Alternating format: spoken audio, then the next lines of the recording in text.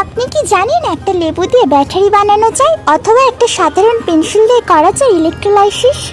আজকে আমরা দেখব এমন 10টি অসাধারণ বৈজ্ঞানিক পরীক্ষা যা আপনি ঘরেই খুব সহজে করতে পারবেন। সায়েন্স কখনো এত মজার ছিল না।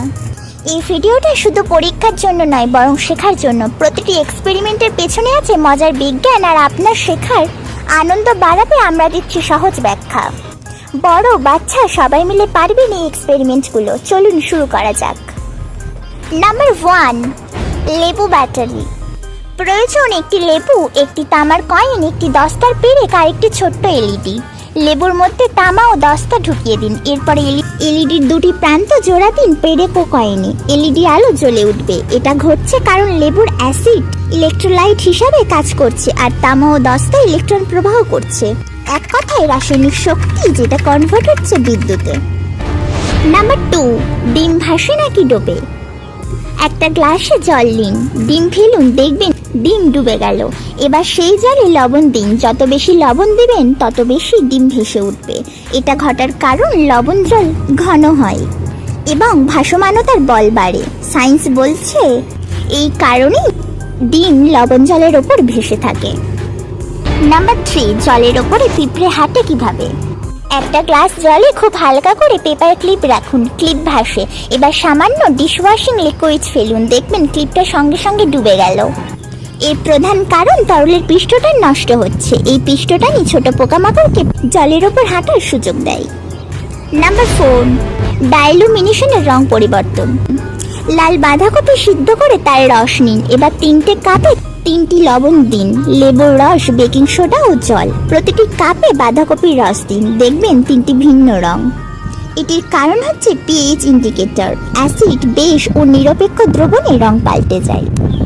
নাম্বার 5, বোতল দিয়ে ঝর্ণা বানানো। প্রথমে 2টি বোতল নিন, তারপর বড় বোতলটি মাঝামাঝি কেটে নিন এবং ছোট বোতলের মুখে একটা ছোট্ট ছিদ্র করুন যেখানে স্ট্র লাগাবেন এবং টেপ দিয়ে সিল করে দিন যাতে জল বাইরে না বের হয় এবং স্ট্র বাইরের দিকে মুখ করে বসাবেন।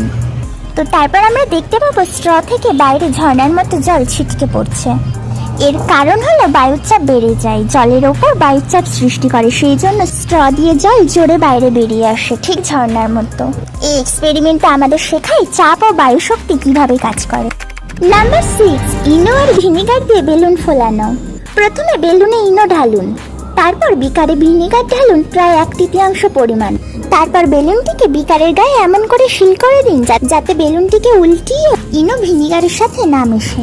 এরপরে দেখা যাচ্ছে যে বেলুন ধীরে ধীরে ফুলছে। এর কারণ হলো ইনোতে থাকে সোডিয়াম বাইকার্বনেট আর ভিনেগারে থাকে অ্যাসিটিক অ্যাসিড। এরা পরস্পর দুটি রাসায়নিক বিক্রিয়ায় তৈরি করে কার্বন ডাই অক্সাইড, যার ফলে বেলুনটি ফুলে যায়। নাম্বার 7, ইনভার্টেড গ্লাস জল। 1 কাপে জল ভরুন, ওপরে একটা পাতলা কাঠ রাখুন। এবার উল্টো করে ধরুন, জল পড়ছে না। এর কারণ হলো বায়ুচাপ নিচ থেকে জলকে ঠেলে ধরে রাখছে। এটাও একটা সায়েন্স। নাম্বার 8, পেন্সিল দিয়ে ইলেকট্রোলাইসিস। 2টি পেন্সিল কাটুন যাতে গ্রাফাইট বের হয়। গরম জলে 2 প্রান্ত ডুবিয়ে দিন, ব্যাটারি জোড়া দিন, দেখবেন গ্যাস বুদবুদের মতো উঠছে। জল ভেঙে গেছে হাইড্রোজেন ও অক্সিজেনে। ঘরের মধ্যেই একটা ছোট্ট বৈজ্ঞানিক বিষয়। নাম্বার 9, ঘরে তৈরি লাভা ল্যাম্প। একটি বোতলে ভিনেগার ও তেল দিন, কিছু রং দিন, তারপর বেকিং সোডা ফেলুন।